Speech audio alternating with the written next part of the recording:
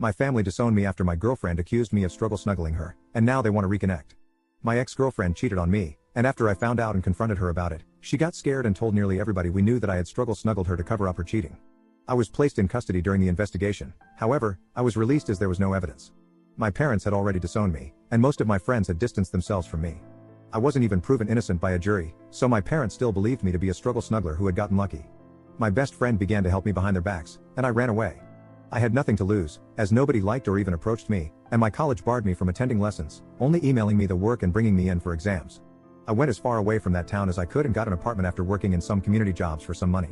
I managed to sort of stabilize myself. I decided to change my name after a while because I came to hate looking at it for some reason. I still don't know why. This helped me start a new slate, and I made a few new friends when I went into university. Again, I don't know why I did this. I'm still in truckloads of debt and was incredibly poor looking back. I finished my degree in teaching and moved far away to a country on the opposite side of the globe where I now live. I got a nice apartment and settled down in my new job. Eventually, I met a girl who turned out to become my now wife. Initially, I couldn't trust her. I would flinch if she tried to touch me, or I'd start fidgeting when she got close. However, after realizing how much patience she had with me, I fell head over heels for her. She eventually gave birth to my twin daughter and son, whom I adore and will defend to the edge of the universe. Her family got used to me very quickly considering I was a foreigner and not very trusted. They treated me well, and I sort of remembered how a loving family actually is. Now I'm living in a nice house with both of my children and wife, and we're very happy. That is until last night when I was playing on our PlayStation with my son while my wife and daughter were in the garden.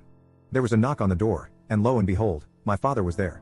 He smiled weakly and began to speak, but I slammed the door so hard I scared my son. I took him to his room and called for my wife to take my daughter to her bed. She was freaking out, and so was I. My father kept knocking on the door, and I just broke down in that moment. My wife comforted me, and then answered the door for me. She asked who he was, and he said he was my father. I had given my wife a vague background of me, and she had nothing but sorrow for me. She looked understandably pissed and began to scream at my father for abandoning me and whatnot. After she calmed down, I told her to let him in and instructed her to go to our kids' bedroom to keep them busy while I talked to my dad. He explained that he was doing my ex-girlfriend a favor by clearing some stuff on her phone. While he was managing her messages, he stumbled upon a conversation between her and the guy she cheated on me with, expressing guilt for ruining my life and a desire to take it all back. My father didn't confront her, as he wasn't ready to revive a dead situation, but silently began to search for me to share his belief in my innocence. I don't even know how he found me, but I don't care because he's here. Now, for the part I need help with. I don't know what to do. I've considered my options after wandering through random streets and have come to some conclusions, but I'm not sure what the best decision is. I could turn him away, telling him to go back to our country, leaving me alone, or I could reconcile with him and meet my mother again for the first time in forever. Update 1. I visited my father in his hotel and informed him that I wouldn't reconcile with him or anything like that. He had tears in his eyes but was understanding. He mentioned that he had told my mother about her and cut my ex-girlfriend off from the family entirely. I asked him why there was still contact, as many of you questioned, and he explained that she apparently felt too guilty to really let us go. I'm not too inclined to believe it, as were many of you, but it's closure enough for me. Apparently, my mother didn't take the news too well and tried to get my phone number, but my father didn't let in. Not sure what I could really trust, given that I feel most of it is just a ploy to get me back into their lives, but after they threw me out onto the streets like a rabid dog, it just makes me sick. My son did end up asking who was at the door, but I told him that it was a colleague.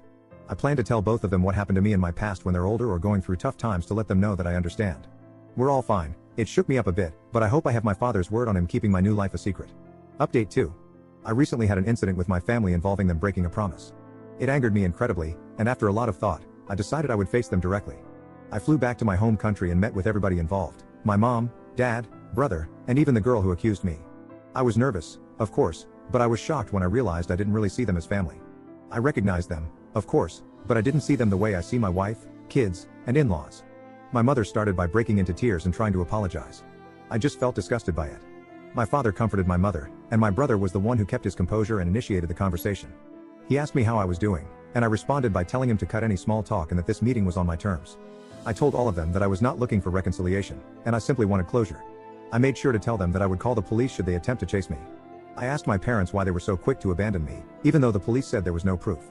They explained that they made a rash decision, and seeing me in custody broke their hearts. I called them out on it since they didn't try to stick up for me or anything. Then, I asked my brother why he never contacted me. He looked surprised and said that he did, but I just ignored him all that time. Turns out, he was right. My brother had tried hundreds of times to contact me and give me money to get me off rock bottom. However, he questioned why I never answered and assumed that I hated him because of what happened. Well, as it turns out, my mother had my contacts blocked on all of her phone plans as she paid for my brother's old phone plan. So, I couldn't even receive help when I was completely lost. Then, the cherry on top, my ex. I first asked her why she actually did it. She said that she was scared of what would happen and that she never stopped loving me even throughout it all. She claimed that every session of therapy made her feel even more guilty, as she knew it was all fake. She then told me that she hadn't dated anyone since, in hopes that I would come back, and she could apologize because an apology would apparently reverse time and fix it all. Even that turned out to be a bunch of lies because my father said that he found chat logs of 3 different partners she had when I was away. My ex broke down crying and tried to hold my hand. She had the freaking audacity to ask for another chance.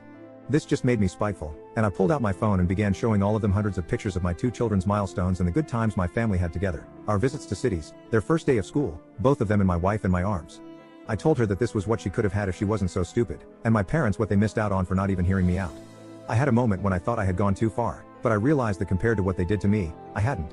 My visit wasn't all miserable, though, as I met up with my old best friend and his family. They were happy to see me, and I was still grateful for them taking me in when it felt like the whole world was against me. I plan to return to the country one day to show my kids where half of their culture comes from. I won't let them anywhere near my family, though. As far as I'm concerned, my only family is my wife and her family, and my kids. I'd say it went pretty well.